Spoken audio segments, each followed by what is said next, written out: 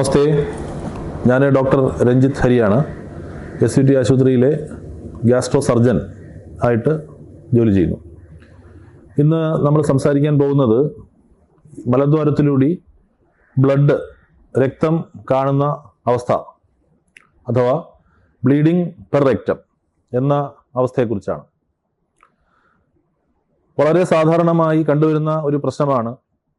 ഒരുപാട് പേര് നമ്മുടെ OP-യിൽ കാണാൻ വരുമ്പോൾ മലത്തിൽ ബ്ലഡ് കലർന്നു പോകുന്നു എന്ന സ്ഥിതി അവരതൊരു കംപ്ലൈൻ്റ് ആയിട്ട് പറഞ്ഞ് നമ്മുടെ OP-യിൽ വരാറുണ്ട്. അപ്പോൾ ഇത് ശ്രദ്ധിക്കേണ്ട കാര്യമാണോ, ഇതിനെന്താണ് ചെയ്യേണ്ടത് എന്നുള്ളതാണ് ഇന്ന് നാം ചർച്ച ചെയ്യുന്ന വിഷയം. ഏറ്റവും സാധാരണമായി മലത്തിൽ ബ്ലഡ് കാണുന്ന അവസ്ഥ എന്ന് പറയുന്നത് പൈൽസ് അഥവാ ഹെമറോയിഡ്സ് എന്നുള്ള ആ ഒരവസ്ഥ കാരണമുള്ള മോഷനിൽ ബ്ലഡ് കാണുന്ന അവസ്ഥയാണ്. അപ്പോൾ പൈൽസ് എന്ന് പറയുമ്പോൾ എന്താണ്? മലദ്വാരത്തിൽ നിന്ന് വെളിയിലോട്ട് തള്ളി നിൽക്കുന്ന ചെറിയ രക്തക്കുഴലുകളുടെ ഒരു കൂട്ടായ്മ, അതാണ് പൈൽസ് എന്ന് നമ്മൾ പറയുന്നത്. മലബന്ധം വരികയോ ഒരുപാട് മലം പോകാനായിട്ട് സ്ട്രെയിൻ ചെയ്യുകയോ ചെയ്യുമ്പോൾ ഈ പൈൽസ് ചെറുതായിട്ട് പൊട്ടുകയും അതിൽ നിന്ന് രക്തം ചീറ്റുകയും ചെയ്യുന്ന അവസ്ഥ കാരണം മലത്തിൽ ബ്ലഡ് കാണാറുണ്ട്.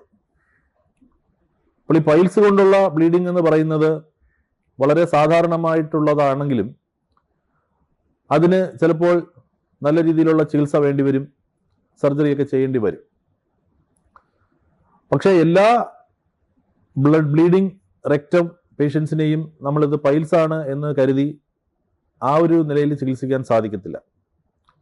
കാരണം ഇത് പൈൽസ് ആണ് എന്ന് പറഞ്ഞ് തള്ളിക്കളയുമ്പോൾ ചിലപ്പോൾ സംഭവിക്കുന്നത് മറ്റുള്ള കുറച്ചുകൂടി സീരിയസ് ആയിട്ടുള്ള കാരണങ്ങൾ കൊണ്ടുള്ള ബ്ലീഡിങ് ആകാം. അതിൽ പ്രധാനപ്പെട്ടവ എന്ന് പറയുന്നത് വൻകുടലിനെയോ മലാശയത്തിനെയോ ബാധിക്കുന്ന പോളിപ്പുകളോ ക്യാൻസറോ ആകാം. അപ്പോൾ ഇത്തരത്തിലുള്ള ബ്ലീഡിംഗ് ആണ് എന്ന് തിരിച്ചറിയേണ്ടത് ഈ രോഗികളുടെ മാനേജ്മെന്റിന്, അവരുടെ ചികിത്സയ്ക്ക് ഏറ്റവും പ്രധാനപ്പെട്ടതാണ്. നമ്മൾ ഒരു പേഷ്യന്റ് ബ്ലീഡിംഗ് ആയിട്ട് നമ്മളെ കാണാൻ വരുമ്പോൾ ആദ്യം ചെയ്യുന്നത് ഡിജിറ്റൽ എക്സാമിനേഷൻ, അതായത് മലദ്വാരത്തിനകത്തോട്ട് ഗ്ലൗട്ട ഒരു ഫിംഗർ ജെല്ലി പരട്ടി മലദ്വാരം പരിശോധിക്കുക എന്നുള്ളതാണ് ഏറ്റവും ആദ്യമായിട്ട് ഡോക്ടർമാർ ചെയ്യുന്നത്. അത് ചെയ്യുമ്പോൾ മലദ്വാരത്തിൽ നിന്ന് ബ്ലീഡിംഗ് ഉണ്ടാക്കാവുന്ന പൈൽസോ അല്ലെങ്കിൽ ഫിഷർ എന്നുള്ള ഒരു കണ്ടീഷനോ ഒക്കെ നമ്മൾക്ക് മനസ്സിലാക്കാൻ സാധിക്കും. വിരലെത്താവുന്ന ദൂരത്തിലുള്ള മറ്റുള്ള കാരണങ്ങളും ചിലപ്പോൾ നമ്മൾക്ക് മനസ്സിലായെന്ന് വരാം. പക്ഷെ പലപ്പോഴും ഒരു ഡിജിറ്റൽ എക്സാമിനേഷൻ അഥവാ പെർ റെക്റ്റൽ എക്സാമിനേഷൻ കൊണ്ട് എല്ലാ ബ്ലീഡിങ്ങും നമുക്ക് മനസ്സിലാകണമെന്നില്ല. അതിന് മുകളിൽ നിന്ന് ഉള്ള ഒരു കാരണത്താൽ മോഷനിൽ ബ്ലഡ് വരുന്ന അവസ്ഥ ഉണ്ടാവുകയാണെങ്കിൽ അത് നമ്മൾക്ക് ഈ ഡിജിറ്റൽ എക്സാമിനേഷൻ അഥവാ റെക്റ്റൽ എക്സാം കൊണ്ട് നമുക്ക് മനസ്സിലാക്കാൻ സാധിക്കുകയില്ല. അപ്പോൾ നമ്മൾ ചെയ്യേണ്ടത് ഈ പേഷ്യൻറ്റിനെ പരിശോധനയ്ക്ക് വിധേയമാക്കുക എന്നുള്ളതാണ്. അതിലേറ്റവും പ്രധാനപ്പെട്ട പരിശോധന എന്ന് പറയുന്നത് സിഗ്മോയിഡോസ്കോപ്പി അഥവാ കൊളോണോസ്കോപ്പി എന്ന ടെസ്റ്റാണ്.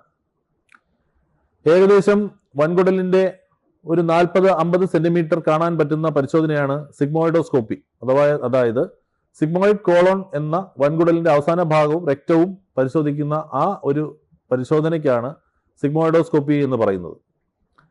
കൊളോണോസ്കോപ്പി എന്നാൽ കോളോൺ അഥവാ വൻകുടലിന്റെ മുഴുവൻ ഭാഗവും, പൂർണ്ണമായും വൻകുടൽ മുഴുവനും നമ്മൾക്ക് കാണാൻ പറ്റുന്നതിനെയാണ് നമ്മൾ കൊളോണോസ്കോപ്പി എന്ന് പറയുന്നത്.